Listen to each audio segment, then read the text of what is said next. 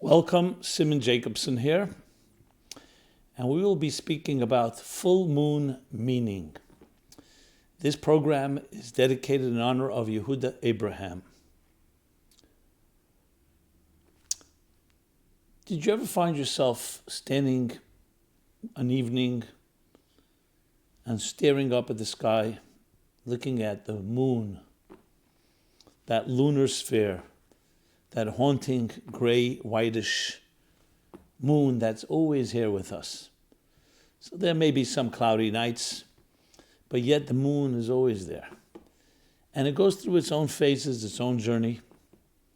The new moon, the first quarter, the crescent, the full moon, the third quarter, again crescent, and then finally reborn again, a new moon. And then there are lunar eclipses and so many other things about the moon that's connected to reality, myths, folklore. Who hasn't heard about the werewolf to the full moon? Wolves howling at the moon. And of course, on a softer and more romantic side, people who are in love, who stare and gaze at the moon. You don't find them gazing at the sun, though the sun is much more mightier and more powerful, more consistent. And actually the light of the moon is a reflection of the sun. The moon has its own personality. How many poems and songs and essays and books have been written using the moon as a metaphor or as a backdrop? The moon is our closest neighbor. And of course, when man landed on the moon 50 years ago, it was a big thing. Like a big step, one step for mankind. I don't know what bigger steps happen as a result. I once wrote an article about that, but let's not digress. So the moon captivates us, it mesmerizes us even, and it affects us. It affects the tides, it affects the growth of different types of nocturnal or other plants. It affects the cycles of many of our creatures in this earth. And it affects us as well, because, as I said, besides our looking at it and gazing at it, it's our nighttime. It reflects, it's the minister of the night. If the sun is the minister of the day, the sun is the minister of the day, the administrating angel, you can say, the ministering angel of the day, the moon is the minister of the night, the luminary of the night. So all that's related to night is also associated with the moon. It actually fits perfectly in. Not just the fact that the sun obviously cannot shine by night, because then it wouldn't be night, it would be day. But the moon has that type of backdrop in night, but yet it glows. It doesn't glow enough to transform the night into day, but enough to see our way perhaps, but also to look up and try to understand what is this force within us and among us. So there are many ways to look at this, and in the context of Meaningful Life Center programs, where we try to make everything relevant and personal, and lessons that we can derive and actually help us grow, enhance, and even transform our lives. So we look at the moon the same way. What is its message to us? What does it teach us? And what are the different phases, especially the full moon? And I say this because this week will be the full moon, the end of this month. The end of this week. And it's not just another full moon. Every month has its full moon. It's a full moon of this particular Hebrew month of the saddest month in the Hebrew calendar. And in direct proportion to its sadness, the full moon is seen. A full moon that comes after sadness is a far greater full moon, even though they all look the same. But spiritually and psychologically and cosmologically, the full moon this month demonstrates that even when we were broken, even though just a few days ago on last Saturday was the 9th of Av, the fast was pushed off till Sunday, and tragic events, traumatic events happened, yet the moon and the full moon reflects that there's rebirth, there's fullness, even after tragedy. So yes, the 9th of the month reflects 9, not 10, a certain diminishment. I've talked about this many times briefly. In the sporadic structure of the Kabbalists, we have 10 attributes, divine attributes that evolve into 10 faculties, 3 intellectual, cognitive ones, and 7 emotional ones. The 3 cognitive, in Hebrew, are chachma, bina, das, conceiving an idea, developing an idea, and coming to a conclusion. Then you have 7 emotional. These are all the conscious faculties, mind you. The 7 emotional is love, discipline, compassion or beauty, endurance, yielding, humility, bonding, and dignity. You can be a completely accomplished person, brilliant mind, sensitive emotions, but if you're lacking dignity, what we call malchut, a sense of self-esteem, of value, that you're a king or queen in your own right, and you have that type of indispensable majesty about you, when you're lacking that, everything else falls short. So Malchus is what's called in the Kabbalistic language, Pagam Halavana, the wound of the moon. The wound of the moon. Interesting, because the moon is reflective of that 10th level. And that's why the moon is so vulnerable in a way, and fragile. It goes through its phases. It's not dependent on its own light. It needs to reflect the light of the sun. So as it reflects the light of the sun to Earth, it goes through its stages. Obviously, the moon is always full somewhere in outer space, but we're talking about it's radiating this Earth. And those shifts affect not just the moon, it affects also us. So the phases of the moon reflect the phases of life and the cycles of life that are all about the cycles of Malchut, the cycles of your dignity, your self-esteem, your confidence, and how much of our psychological lives is dependent and defined by our confidence level, our feeling secure. And the contrary to that, the antithesis to that is feeling insecure, fear, and all the other inhibitions that come with that. You can sum up that most, if not all, human challenges, all human successes and failures, all our strengths and all our liabilities are connected to the phases of our malchus, where your malchus stands. If your moon is a full one, you're in full intensity, your dignity and majesty is glowing. When it's diminished to the point that even disappearing right before the new moon, it's in the lowest state. And there's an ebb and flow, just like the tides, which the moon affects. The moon too goes through its own ebb and flow in its phases. So the full moon, of course, reflects the ultimate of dignity, the ultimate of self-esteem, a confident, secure person. The third quarter, as the moon wanes, reflects the diminishment of that. And in this month, when the temple was destroyed, and the temple was an interface between heaven and earth, where heaven kissed earth, an interface between all spirit and matter, between energy and matter. When that is breached and there's a schism, that schism causes the diminishment, or you can say the wound, the scar of Malchut, of the moon. So when a full moon emerges after that, in the words of the holy Arizal, the great master, Rabbi Isaac Luria, who revolutionized mysticism, and his yahrzeit actually is on the 5th of Av, just last week. He explains that's why the full moon of this month is unique, and that's why the Talmud tells us there were no holidays by the Jewish people, like the 15th of the Av, the full moon of this month, and Yom Kippur. It's equated to Yom Kippur because Yom Kippur too is a rebirth and a hope after destruction.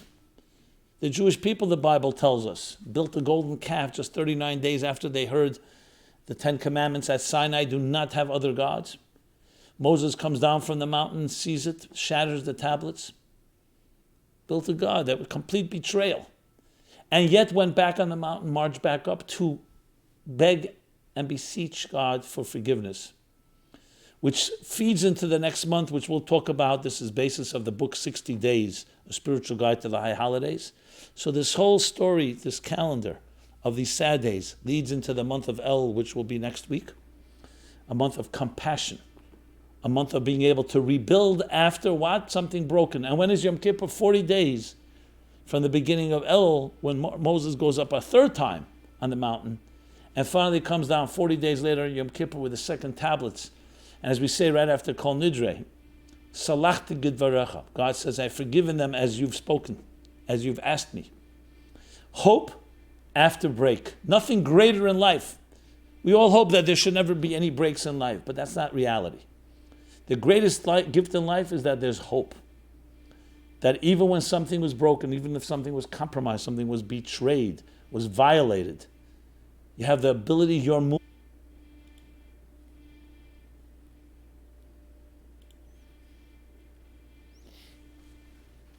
That is why Yom Kippur and the 15th of Av are equated. I'll just add another interesting point. The Shalah, Rabbi Yitzchak Horowitz, a great middle-aged scholar and Kabbalist as well, says that the mazel, which is the sign, the astronomical zodiac sign of this month, of the sad month of Av, is Aryeh, is Leo. Aryeh in Hebrew is made up of 4 letters. Aleph, Resh, Yud, Hey. It's an acronym for Elul, Rosh Hashanah, Yom Kippur, Hoshana Rabbah. So out of the throes, the abyss, the pain, the darkness of a diminished and wounded and limping moon, limping dignity, in some way a dignity that has been abused, that has been violated, out of that, what does it give birth to? That Leo, it gives birth to the most powerful days of compassion, Rosh Hashanah, renewal, Yom Kippur, sanctity and hope and forgiveness, and finally Hoshana Rabbah, joy, which is the culmination of the entire high holiday season, all born from this darkness. Because it's not just that we have hope. The hope is part of the process. And look at the moon. It's not 2 different moons, the full moon and the new moon. The same moon that gets diminished is the same moon that gets full. So full moon is representative of the most important message in life, hope. And not just hope that you can be full again. And never give up, because life is a journey. Like the days of the month, like the lunar cycle, it's a journey. And the journey has its ups and downs, waxes and wanes, ebb and flow, twists and turns, and it's one long cycle. And in order to get a new moon, you have to get diminished. And after the new moon, it begins to blossom and grow, becomes full again. But since we live in a world that is not yet perfect, it will diminish again, it will wane, only to be reborn again. But it's not again. Every month is a new renewal. That's why in Hebrew the word for month is chodesh, which means, say Rosh Chodesh, chodesh. Chodesh also means chidush, new, renewal. Many times you hear from people, my life, I'm bored. It's monotonous, going through the same routines, same regimens. I need some excitement. I need some rush. I need some change. The moon is full of change, and it gets renewed all the time and teaches us also about our own process of renewal. Interesting thing with renewal for it to happen in your life, to feel new and fresh, you need to be on the move and mobile. You need to go through a state. If everything is going regular, it's going to get monotonous, even if it's good and pleasant. So a key thing to renewal is that there's a shift, there's a transition, and the transition sometimes takes feeling somewhat, I don't want to say deprived, but feeling some angst, something lacking. You don't feel the fullness, and that drives you and motivates you. That's a catalyst for growth, to becoming full again. So the full moon represents tremendous lessons in psychological, personal lessons in life. So when you stand out there and look at the moon and going through its shifts, see yourself in it.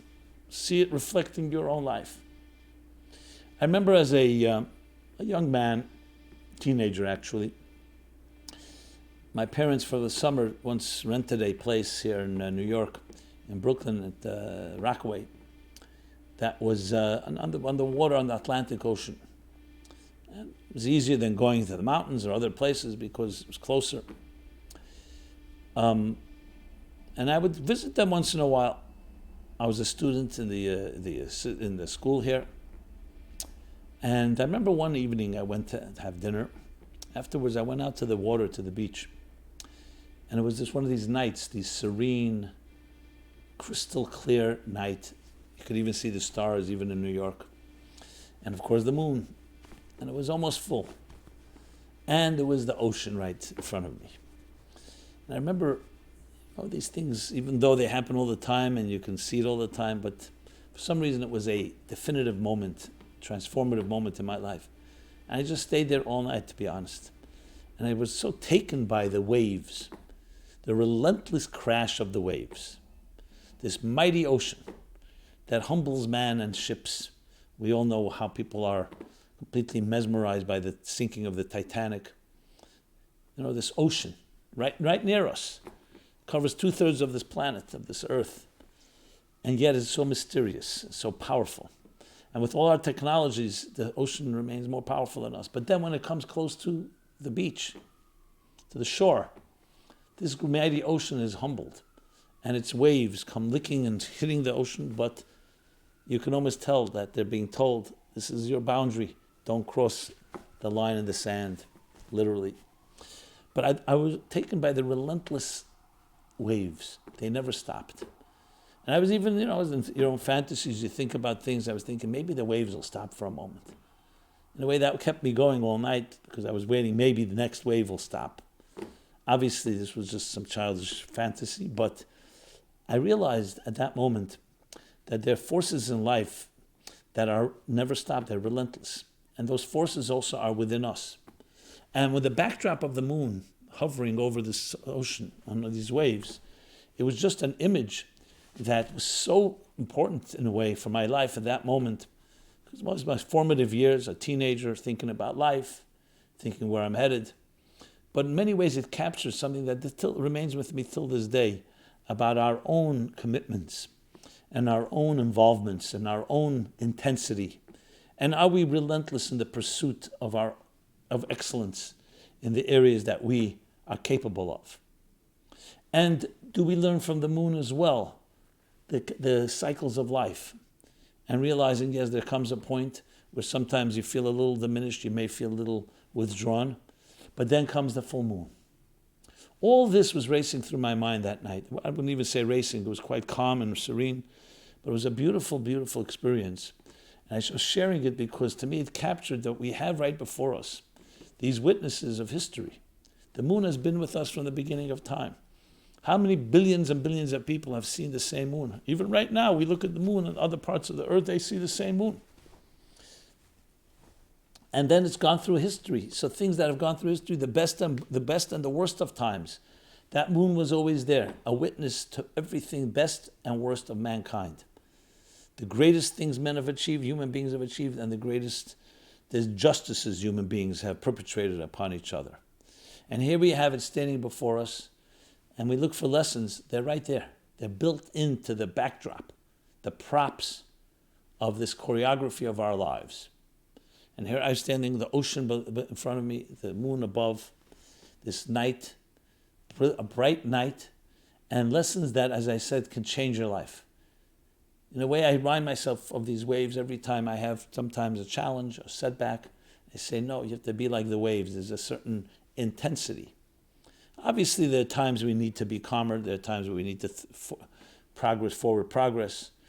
As I said, there are cycles. But you also have that capacity to learn from it, that we ourselves also have that intensity within us.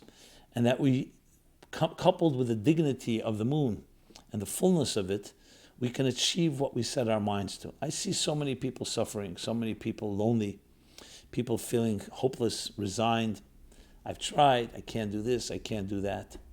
And not judging anyone. Everybody goes through their things, and I'm definitely not in their shoes. But so often we're trapped by our own emotional biases and prejudices that we feel we can't. That's why I believe that these resources, the moon, the sea, and of course other things in nature, can be true teachers and mentors and inspirations to us. In our own life, you are like the moon, and everything that will happen to your life is going to go through cycles. That's how it is. When you know that, it's somewhat calming. It's somewhat a certain peace comes from that, because you know that life is movement, and movement is not static or stagnant. Yes, many of us would just like things to stop and not move at all. But that's death. I've mentioned this a number of times, the cardiologist. I know well, come to my classes very often, and very difficult life and personal life and other matters. And a sweet, sweet soul says to me once, maybe you can give me a blessing that life should just be one day of calm, total peace, total animal bliss. And I couldn't resist. It was, of course, his request was very sincere, and I understood it. So we were close enough. So I said to him, "You mean like a flat line?"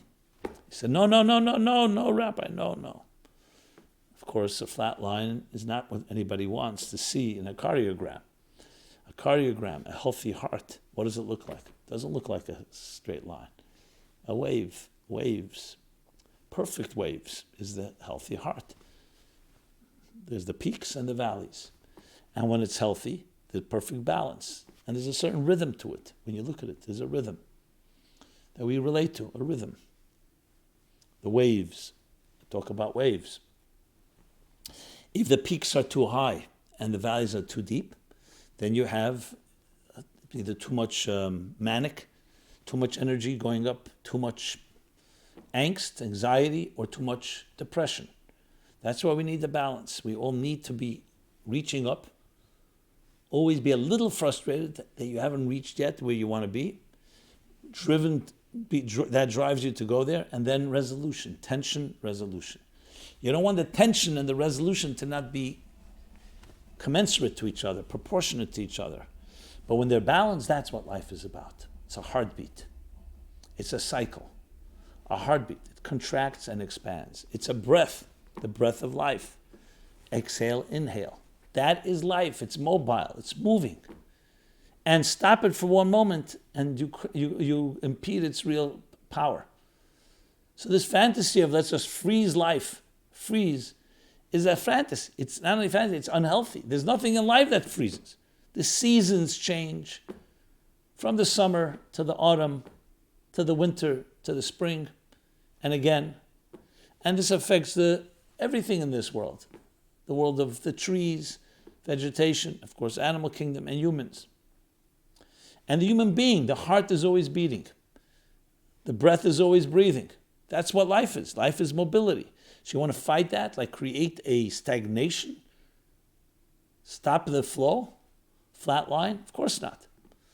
But yet, in our bizarre way of being, we like to become couch potatoes. We'd like let me just sit in my place, press a button, I can get everything.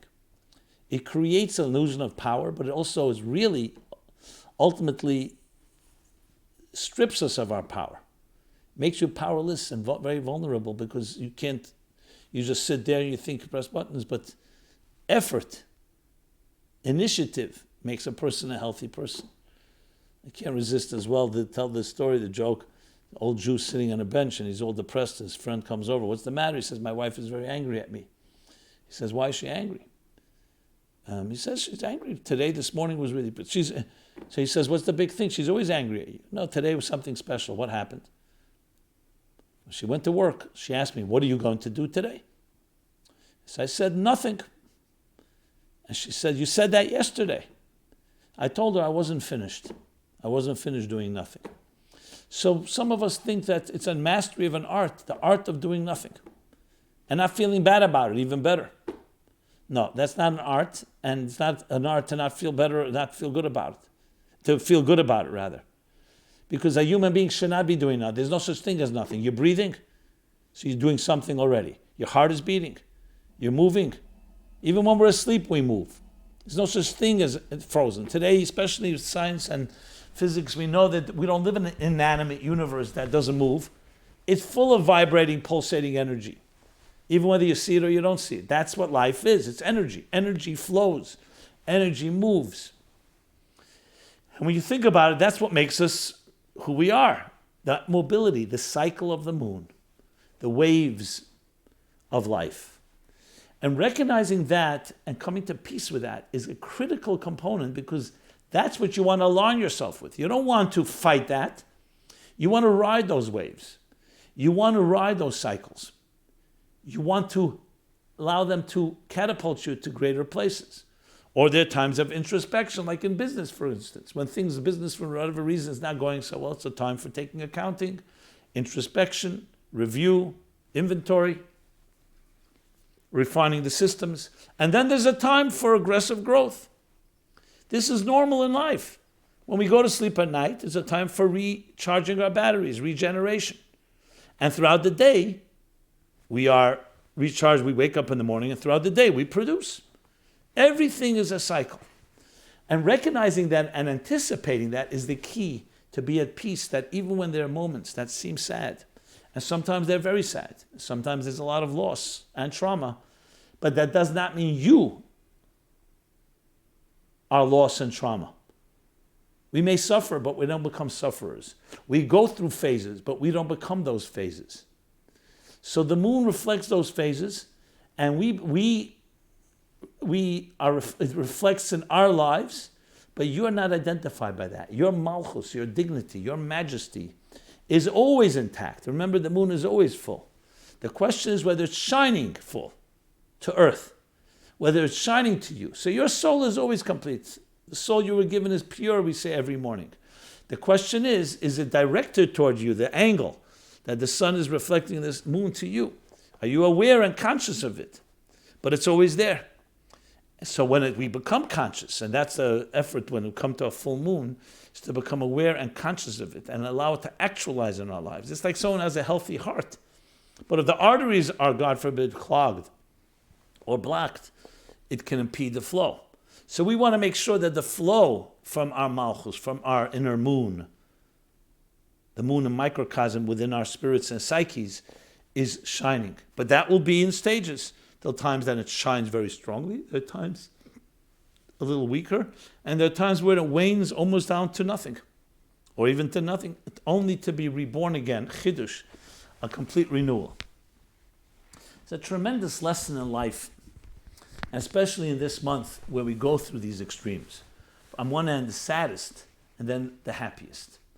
And actually the happiest is born out of the saddest. That's even most amazing. As I said, it's not divorced one from the other. It's born out of it.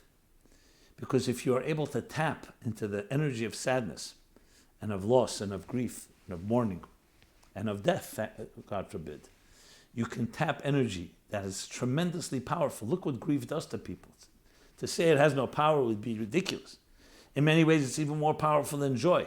The problem is the power is inverted, like the black hole that doesn't let the light escape. But there's a lot of power there. The question is, how do we harness that power and direct and channel it toward growth? So here you have the calendar that does exactly that. That even if there's been a betrayal, there's been a violation, even on a very deep level, where there's a deep wound in our souls, there's a deep wound in our psyches due to whatever happened to us in life, that does not dictate the rest of your life. On the contrary, that energy inverted, that energy tapped into and harnessed, gives birth to the greatest achievements. So you have to separate yourself from what has happened to you and realize what has happened is not you. And as a result, what has happened to you. Yes, it brought you down, but it could also bring you up. And it can turn you into a full moon with true dignity. But to do that, you need to learn about your moon. You need to learn about your light. You need to learn about your inner soul. Because if you don't learn about it, what you'll be trapped in is the limited knowledge that many of us have based on our education that has not taught us about what strengths we have. I find that so many people don't have confidence in themselves and they ultimately become their own worst enemy because they don't even have a clue what resources you have.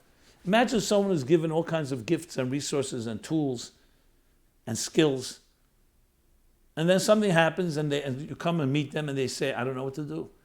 And then you just take them inside their shed and you say, hey, you have a whole tool chest here. You say, I never knew I had it. Sometimes even if you point it out, they say, I don't see it. I don't recognize it. I don't have confidence in it. So the first step is to recognize and know it's there. The moon has it. Even when the moon is waning, it's there. It's not seen, but it's there. And once you build the confidence it's there, then the question is accessing it. But if you don't have confidence in it, you're not even going to try. Or even the little try you'll do is immediately, as soon as it doesn't work, you'll say, I'm not able to deal with this challenge. Now, obviously, we need to have help and support and a mentor, because some challenges are important to fight, some are not. We have to know how to choose our battles. But in most cases, we give up because we don't think we have the tools or we don't have the confidence. So the full moon teaches us it's all there, waiting for you to access it, waiting to be released. So you have that power, you have that song. Alas to those that die with their song still inside them. Oliver Wendell Holmes' sad poem called The Voiceless. The voiceless is like a silent moon, a moon that doesn't have any light. But giving voice to a moon, as it's reborn and grows and then becomes a full moon, suddenly it has that voice. But the voice is always there. You have it within you. Surround yourself with people that remind you of that give you that vote of confidence all the time, that don't throw cold water and diminish and in some ways poo-poo and dismiss your enthusiasm. Find people that believe in you.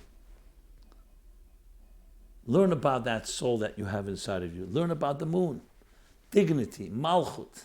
It's a tremendous idea.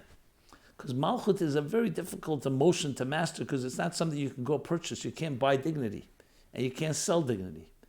It's that loving power that comes from the gaze of a mother staring at her new child and the child staring back. It's an intangible, but all of us know when it's there.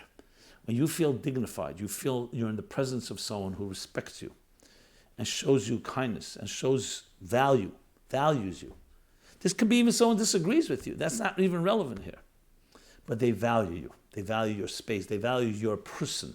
Not just your personality, not just your opinions, your person. You just know they respect the fact that you exist. That is the recognition of Malchus. And of course, the opposite of that is someone who doesn't respect. They may respect your opinion, but they don't respect you. They may accept something from you, it benefits them or for whatever reason, but they don't accept you. You want to be accepted as me. Doesn't mean I'm perfect, but I have value. It's one of the most fundamental principles in life. Healthy parents convey that every moment, 24/7, to their children. Without even saying anything. Whether it's a look, a gaze, or it's behavior. It's not what you buy them, it's not gifts, it's not trips. It's a emotional conveying, you are valuable to me. You're valuable to the world. You're valuable to God. You matter. And your choices matter. And that's a driving force. The moon, the dignity and malchus of the moon. The best antidote to the wounds, the psychological wounds and emotional wounds we all carry. Because what a wound does is undermines your own dignity. That's at the end of the day. When someone hurts somebody, especially someone that loves you to hurt you, they are essentially invalidating you and thus demoralizing you. They're invalidating your value because you say, why are you hurting me? What's the matter with me? And you don't want to always accept, in most cases don't want to accept the person that loves you, something the matter with them. So what's the matter with me that I'm being hurt? Why am I not respected? That means I don't deserve respect. What really should be the conclusion that children obviously cannot figure out is the person doing it is the one that is diminished. But they make you feel like you are, that you don't deserve my love, that you don't deserve to be loved. And after a while you start convincing yourself that I'm not worthy or I'm not fully worthy. And then as more of the validation builds up as you grow older, you start looking for validation. You start looking for nurturing. You start looking for love sometimes in the wrong places and from the wrong people and the wrong way. And desperation sometimes creates extremes. When in truth, your moon is right there inside of you waiting to be released. But you are not allowed to be made aware of it because, as a matter of fact, it was that your consciousness of it was stripped from you because of that behavior. That's what abuse is, in a nutshell. If it's extreme, it can really have very, of course, deep impact. Even mild forms, even a slight, someone just dismissing you is considered a crime. But we have a certain resilience, we can deal with some of that. Children have more difficult. But if it's persistent and ongoing, it begins to undermine and erode your malchus, your dignity, your moon. And therefore it becomes diminished. So we then comes the 15th of the month, the full moon, and you look up in the sky, you see it, telling you, there it is. It's waiting for you to take it. It's yours for the taking. It's your birthright. And make sure that you always know that, and make sure that you're around people who know that. Often, we become addicted to the people that hurt us. We become addicted to hurt. We feel that's what our most comfortable place is, a place where I am violated or I'm hurt or I'm abused. That has to completely change. So the moon is a living testimony, a living gift given to us by God to remind us of ourselves, to remind us of our capacity, our potential, to remind us that we will go through cycles and we will then achieve renewal and fullness. And we can do that every month in a new way. I find it to be tremendously empowering when you personalize it that way, and I hope you do it too as well. That's the lesson. The lesson of full moon, the meaning of full moon. Now, this is a topic I've spoken about a number of times. You can find other articles at meaningfullife.com, a full array of resources on this and many other topics. But here you see how the beautiful concept that that a human being is a small universe, a universe, a microcosm. Everything in existence is there within you. So we have a moon within us, we have a sun within us, we have the oceans, the tides, the cycles, the waves. Everything is there within you. And when you look at it on the outside, think of it as a reminder, a reflection. It's like a mirror reflection of what you're like. Now, I didn't talk about the sun because it's a different topic. There's a sun as well within us for another time. But this is the moon, and this is the haunting power. That's why it's so mesmerizing. Not because it's just a certain sphere in the sky, because it, in some way, whether we know it or not, reflects our own challenges and our own strengths and our own successes and our own failures. And that's why when we look in the Talmud, it talks about the greatness of this day, the 15th of this month. It talks about the nights start getting longer in Israel. Well, also everywhere. The nights start getting longer as the summer begins to end. As the nights get longer, it says an interesting statement. What is a night for? A night is for meditation, for study. So as the nights begin to get longer, we should increase in studying. Think about it. What is study? Study is connecting to your life source. Torah Chaim, the Torah of life. So even though longer days you would think is more productive, more light, no, but the moon and the night and the moon has its own power, the power of when everything quiets down. And you can spend a little more time with yourself, thinking, meditating, contemplating, when there isn't so much noise out there in the rush hour. So the moon and the night has its own. Nivra Laila El Girsa. The night was created only for one reason, for us to study, for us to be introspective, for us to think, mindfulness, meditative, introspective. And that's the story of this period in time. So it's a period where we begin to increase in tapping into the energy of the night. And the energy of the night is a much more intimate energy, the energy of the day. The day is much more expressive, much more fireworks, action, light, light, light. Night, things quiet down. So it's more of an internal energy, an intimate internal energy, which is why the moon is so much more intimate in a certain way, more romantic. It's the internal energy that is not as bright and far from being bright, but it's there. It's pale, it's a glow, it shifts and changes. You can almost say the moon is like a bashful entity. The sun is not bashful at all, it's shining full glory all the time. Yes, it has its sunspots and shifts and sunstorms and solar storms and so on.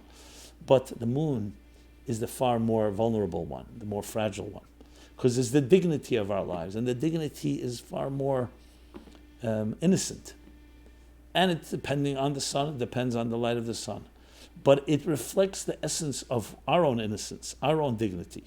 So it needs to be protected. Both you have to protect it, and we have to protect the dignity of our children, because that is our responsibility.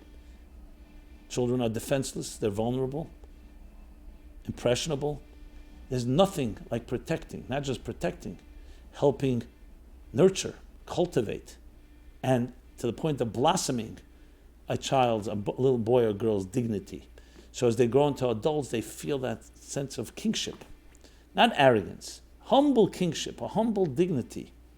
Like the moon, it remains a humble entity, but it shines and it glows. And it teaches us all these lessons, and above all, the lesson of that dignity. Treat others with dignity like you would like to be treated. That's how we change the world in which we live. In many ways, you can say the crisis of our times is a crisis in life, sanctity of life, dignity of life. You hear about these shootings. You hear about all kinds of other injustices. People trample on each other, dismiss each other, the polarization of politics, so much personalized hatred, not pointing fingers. It's all, to me, an assault on the dignity of human beings. We can disagree respectfully. We can love each other. Why would we have to undermine another person's dignity to be right? Why do you have to be wrong for me to be right? Only insecure people think that way. Secure people, you know what? I have my opinion. You're entitled to yours. Your opinion doesn't necessarily have to change mine. I'm ready to hear what you have to say. Respect the people, even if the opinions may be different. The call of our times to, I don't want to call it moon worship, because we don't worship the moon, we worship God. But it's looking at the moon as a lesson, as a teacher of dignity, of humble dignity. May we all be blessed to use this full moon, especially of this month, to give birth to the greatest growth, to fullness in our lives in every possible way, to fullness on all the faculties, that this 10th Malchus and its fullness gives fullness to our intellect, our cognitive and emotional faculties, and an extension to using them and using these faculties to extend and express and bring light to the world around us in a ripple effect. And that's what our dedication at Meaningful Life Center is, and we hope you'll participate. This is one program. This program will be archived. There are many, many others. Please take advantage of a full array of resources at meaningfullife.com. Please send us your comments, share, like. We're on social media, every possible way. And of course, we welcome all your comments and all your feedback and all your thoughts and suggestions. We're all dignified human beings and as such partners in this cosmic symphony. May you all be blessed. We're here every Wednesday at 8:30 p.m. is our live program. We have other programs as well, and then it's archived. You can download it as a podcast on iTunes and all the other platforms out there. Everyone have a very illuminating week, a full week, fullness in every possible way. Thank you so much.